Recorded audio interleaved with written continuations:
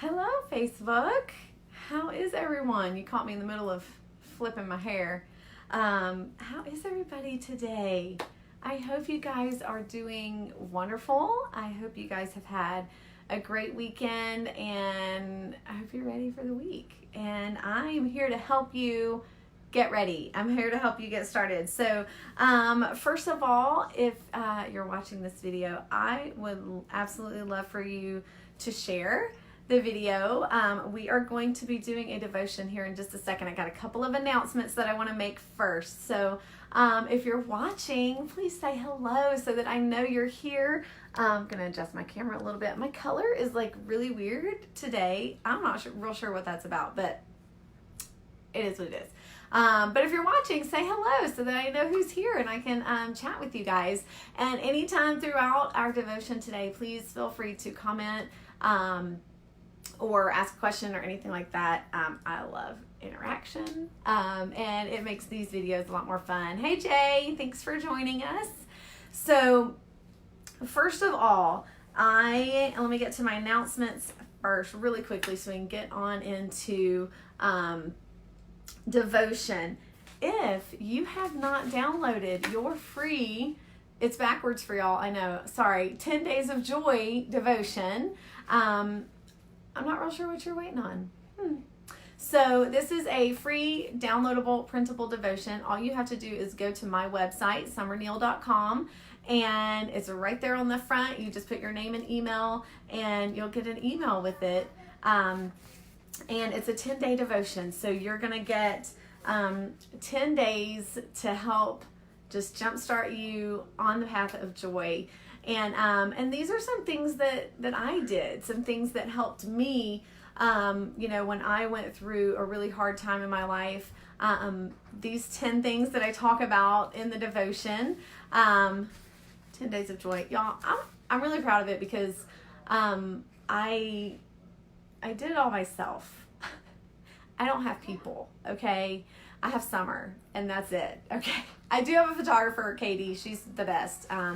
But yeah, so anyway, go to my website, sign up so you can receive your copy. And when you sign up, if you don't receive an email like immediately, pretty much, then let me know. Just shoot me a private message or something. We're crying. Liam, why are you crying? Or Elijah? Oh, okay. Okay. No, I did not let that happen, no. My child's naked. He's naked. Elijah, go put some underwear on. Oh, okay. Go put some underwear on, buddy. Our child's in trouble. Sorry. Mom life. Dad's taking care of that. Let me shut the door. Hang on. So, sorry guys. Mommy moment. Okay, when you're potty training, things happen. Okay, so let's just leave it there. We're just gonna leave it there. Things happen. Anyway, go to my website, download, get your copy of 10 Days of Joy. Next thing, for those of you who don't know, I have a Bible study group right here on Facebook. It's called Joy in the Journey. If you're not in it, all you need to do, and I'll post the link in the comments when we're done with this video, but all you do is you can do a search for Joy in the Journey, and click join group, and that's all you gotta do. So we do monthly Bible studies. I post videos.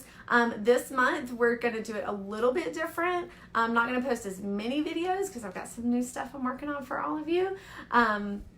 But there will be weekly videos, weekly prayers, and weekly discussion this month and next month. So we're going to spend the entire summer talking about the armor of God and spiritual warfare. So I am using this as a guide.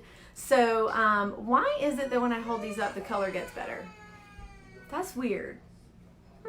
I don't know. Anyway, this is called The Armor of God. It's Priscilla Shirer is the author. I'm using this as a guide, so we won't be doing these like exact study, but if you wanted to get this to kind of go along and study have some extra study on your own, that would be great. But I am going to pull some information from this Bible study. I went through it last year. It's really good. It's really, really good. So I'm a firm believer in spiritual warfare. And I believe that we have an enemy. And I believe that he is not playing, y'all. He's not playing. We shouldn't be playing. Okay. So we have to be vigilant about our soul. And we're going to talk about it. Okay. So if you're not in Bible study group, it's called Joy in the Journey.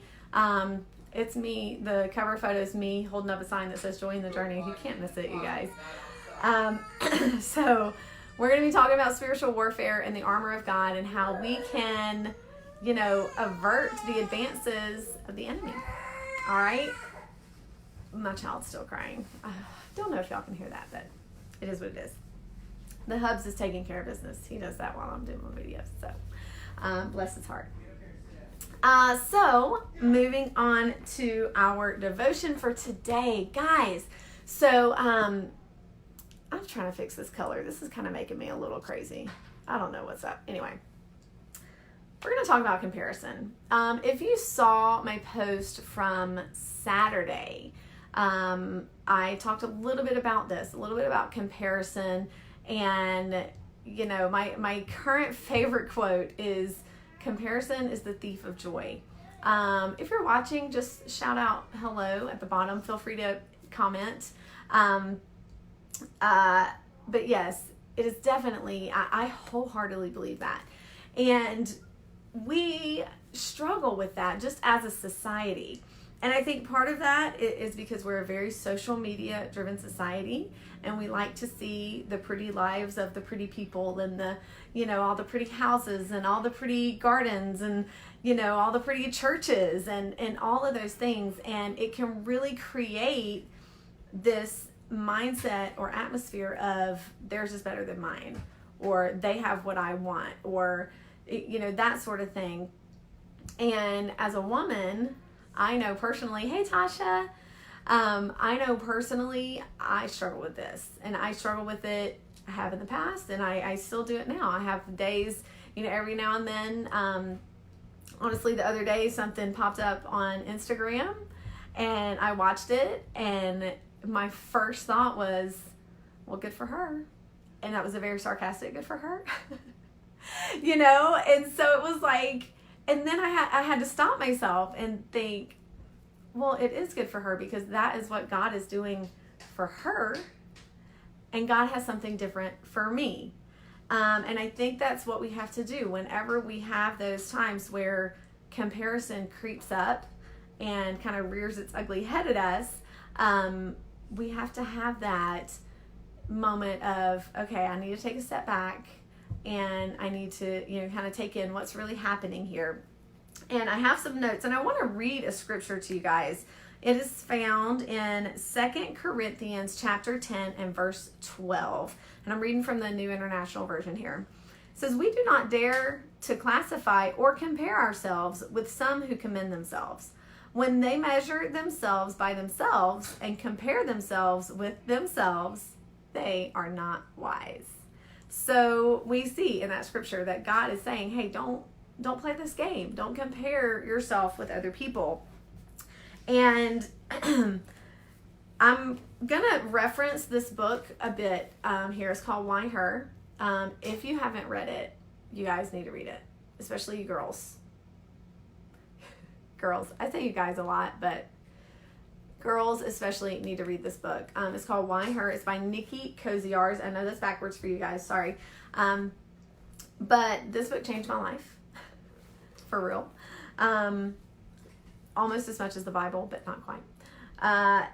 It talks about how we have this struggle with comparing ourselves to other people. And she talks a lot about Rachel and Leah in the Bible. And it's a really great story, and she really brings to light how, they kind of compared themselves to each other. And so, the first thing we need to do, Hannah, you've had that book and you haven't read it. Hannah, you need to read the book. Oh my goodness. Hannah, stop what you're doing right now. No, don't stop. After this video, go get that book and start reading it. I'm going to sit it right here to remind you to go read it. Actually, I'm going to read from it in a second. But first of all, we have to be honest. And honest with ourselves. And we have to, hey, Amanda, we have to look at, especially social media or media in general, TV, books, magazines, any kind of media. And we have to be honest that the thing that is portrayed is the best foot forward, right? So, you know, you guys see my pictures that I post on Facebook. I can tell you right now, I like for my pictures to be pretty, but y'all, that is not what my real life is like. Those pictures happen like once a month for about 3 hours. Me and my photographer get together, take some pictures, get some good stuff for social media. The rest of the time, my hair's frizzy. It's usually in a bun, actually, and I pull it down for videos so I don't look quite as much like my brother. Okay, try to get some girl stuff happening around here. I'm in a t-shirt. Shout out Georgia District Ladies Conference. You know, that's my real life. That's my everyday. And we tend to look at these social media feeds and think, oh, her life is perfect. When, you know, my life's not perfect. I just don't advertise the hard times, you know, the struggles, you know, and I do talk about them sometimes in my posts. Even today, I talked about several years ago, we had a time where we thought that I might have breast cancer. I mean, that was really crazy, hard time, you know. So we have these moments when we're scrolling through social media or we're watching something on TV, and we think, you know, oh, well, her life is perfect, or, you know, we say things like, oh, isn't that nice? You know, or, oh, it must be nice. Oh, she lost 50 pounds, must be nice. Or, oh, she goes to the gym, must be nice to have time to go to the gym. Or, you know, those kinds of things, when in actuality, that person had to put forth that effort themselves. They're posting it on social media because they're proud of themselves and what they've accomplished. And we, as children of God, should joy in their triumphs rather than begrudge their triumphs. A personal story for me is, and those of you who don't know me may not know this, that when we were trying to get pregnant, it took us about 8 years to get pregnant with our first child. And that was a really hard time in my life because I'm telling you, it felt like every single one of my friends got pregnant during that 8-year span. And while I was genuinely happy for my friends that were able to get pregnant, it was really hard because I had all of these thoughts of, why not me? Why can't I be that person? Why can't I have that life? You know, and there's a lot of things that God teaches us through those times. And I want to read a couple of excerpts from the book here. And I marked them, so hopefully I won't. Okay. She says, but when I do feel why her rising within me, I've learned to take a step back, cheer others on, and see the beautiful in others while realizing there's probably some ugly in there too, just like me. And that's what we have to realize, y'all. Our lives are not perfect, and neither is anyone else's. Everyone has struggles. Everyone has hard times. Everyone goes through something difficult. And she goes on to say, most of the competition we feel and fret over comes from not seeing the true worth that's already been placed in us. Life is not a beauty contest or a power play. It's the discovery of and living out of our unique role in God's purpose. So God has a role for each one of us to play. You know, there's a lightsaber just coming through my door right now. Is that Liam? What? Do you want to come say hello? Come say hi really quickly. And let Mommy finish her devotion, okay? Okay. All right. Say hey. Hey. Okay. All right. Go on out. Thank you. Well, I need you to go out for now, okay? Go in there with Dad, all right? Mommy won't be long. So, Tasha, it is good. I'm telling you, I revisit this book a lot, okay? And then, so when we're talking about especially our purpose in the kingdom of God, I'm a firm believer that God has a purpose for each one of us. And we can't all be the pastor. We can't all be the choir director. We can't all be the soloist. There is a place for every single one of us. And God He's got to move all these puzzle pieces. He's got to put this person here so that he can put you over there, and so that he can put this other person here. God's working all these things out. And we have to realize that, our purpose is not the same as her purpose. What God wants for us is not the same as what God wants for her. And in her book, Nikki writes, God is writing a story far beyond anything we can see in the here and now. That's how it really is, not only in her, but also in us. So when we start having these feelings of comparison, first of all, remember that she's probably feeling the same way. She's probably looking at you going, well, must be nice for her to do this or that, or, oh, she's got this great marriage, or, oh, her kids are great and they don't ever get in trouble. You're right, y'all. Y'all know, okay? I mean, my kids are cute. I'll be the first one to tell you. My kids are cute, but they can get in trouble, okay? Like, they have these little angel faces, but they get in trouble. I mean, that's why Elijah was screaming 2 seconds ago at the beginning of this video. He got in, like, big, big trouble. I'm going to just tell y'all, because he pooped on the sidewalk in front of our house. That's what happens when you're potty training. Your kid poops on the sidewalk. He takes his clothes off and poops on the sidewalk. So my kids are just like everybody else's kids. So you can't compare yourself. You can't, look at someone else's life and be like, oh, that's perfect. It's not. Everybody's life is different and imperfect. So, we have these struggles, these moments of comparison, and we don't want to focus on who we're not. So when we're looking at other people, we're looking at, whoever sang the solo, and we're looking at this person and, oh, well, I'm not the soloist today.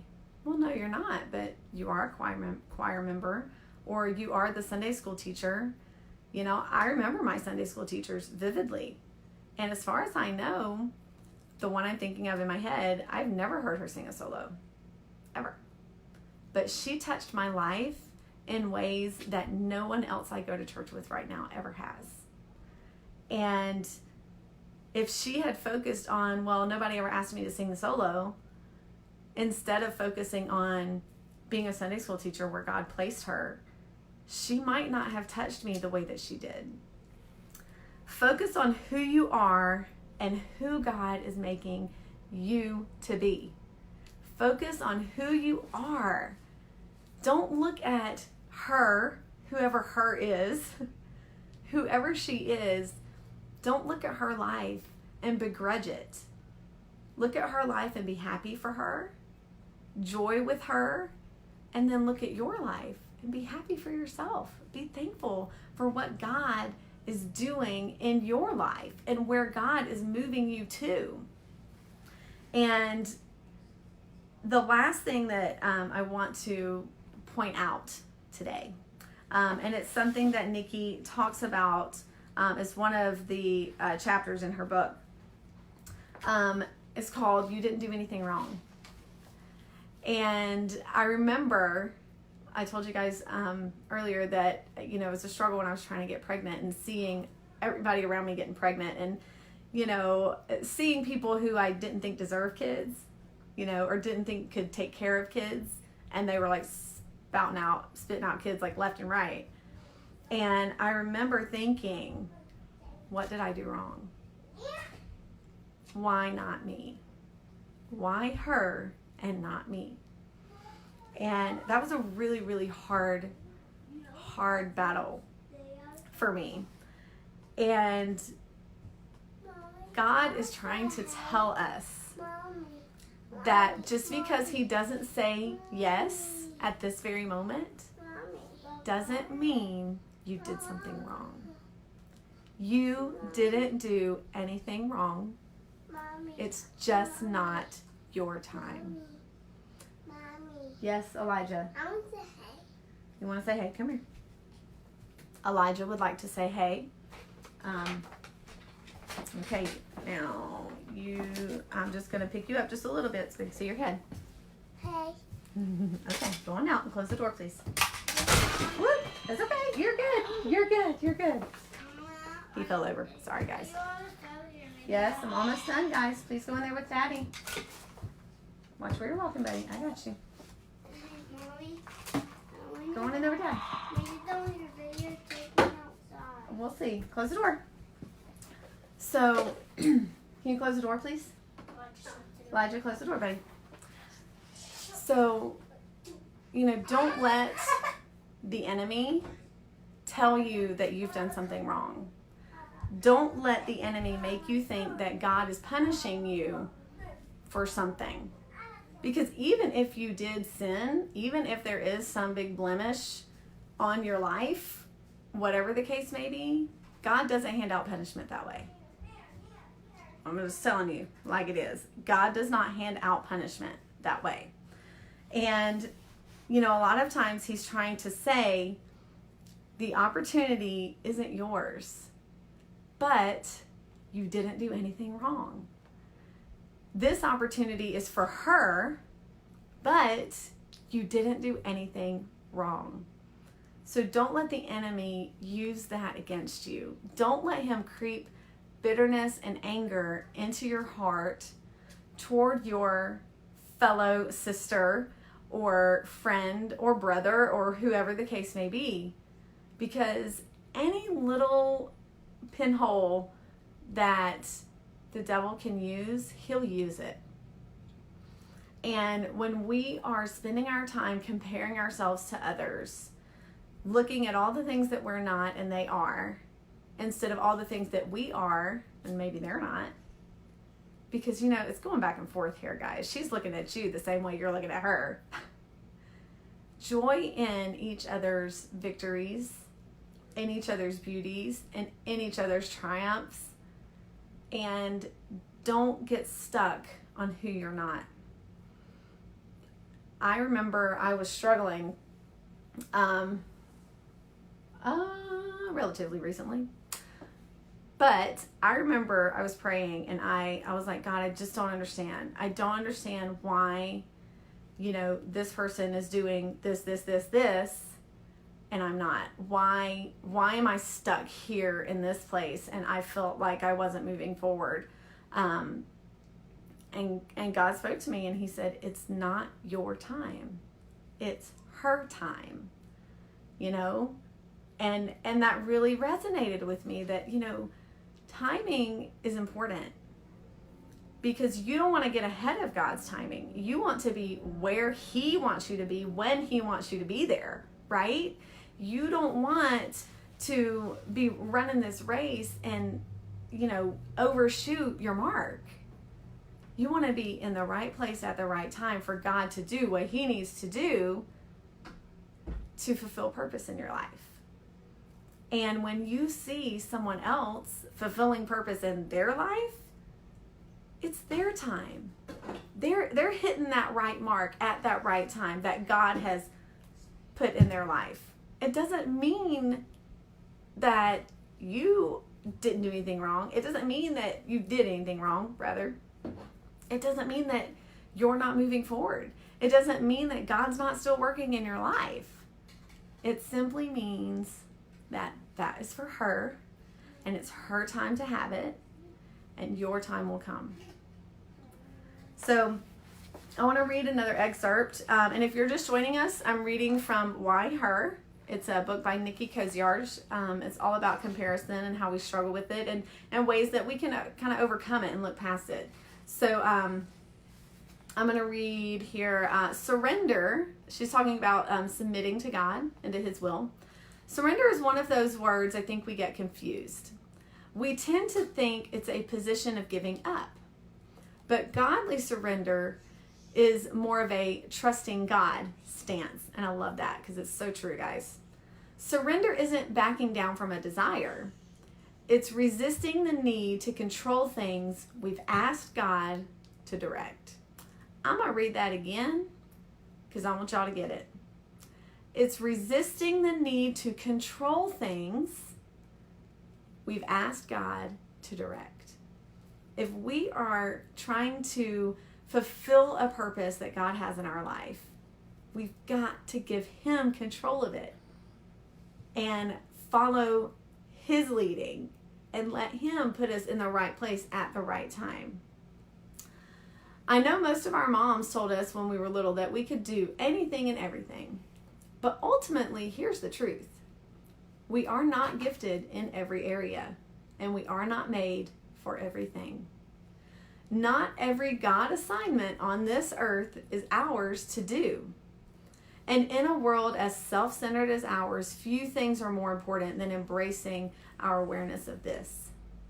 Yes, it's not yours can be some of the hardest words your soul will ever settle into. But we have to trust God so much that if he doesn't give it to us, we don't want it. I'm going to read that line again too. We have to trust God so much that if he doesn't give it to us, we don't want it. What are you holding on to that God is gently trying to release from your grasp? Not because you did anything wrong, but simply because it's not yours.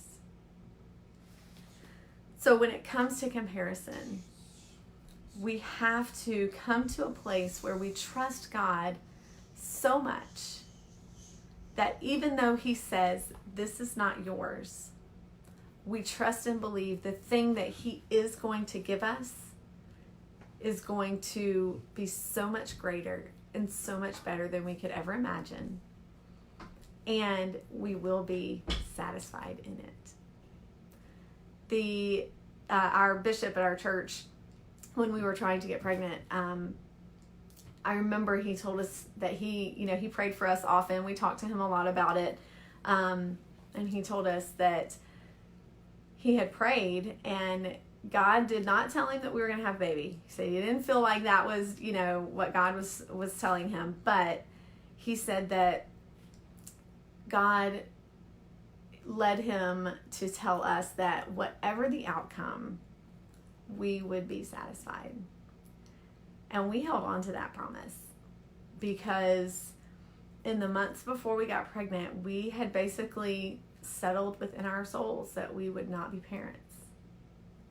And that was a hard thing to think that was not something God wanted to give us. But I knew and I trusted and I had so much faith in what Poppy, we call him Poppy, Bishop Patterson, and what Poppy told us was that we would be satisfied. And I didn't know how God was going to satisfy, but I knew and trusted that he would. And friend, I want to tell you today, if you're watching this devotion, and maybe you need to share this with someone else that's going through a hard time, that's going through a time where they feel like God is saying, this is not yours. This is not for you. I have something else. You will be satisfied. If you let God take the reins and lead you into his purpose and lead you into what he has for you, it's going to be amazing. And it will be yours and not hers. So you don't have to compare your journey to hers. God has your life mapped out. He knows all the roads, all the turns, all the ups and downs, and he knows hers as well. So don't spend time comparing your life to hers. Spend time walking with her and being joyful in her joys, and let her be joyful in your triumphs as well. Because when God brings us to the place of purpose, we will be satisfied. And I don't know who that was for tonight, but I hope that it blessed you guys. There was one more page I wanted to read. So I'm going to read this really quick because it's good. Y'all, I'm telling you, you have to get this book. Like, you need it in your life. But pride convinces us that if someone wins, we somehow lose.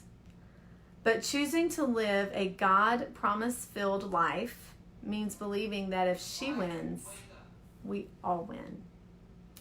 And again, this is Why Her by Nikki Koziarz. It's so important to not compare yourself to others, because God has a specific and perfect plan for each of our lives. And it does not look like hers or his or theirs. God's plan for each of our lives is perfect, and it's designed just for us. So I hope that blessed you guys. If it did, I would love for you to share this video with your friends, or you can tag someone below so that they can watch it.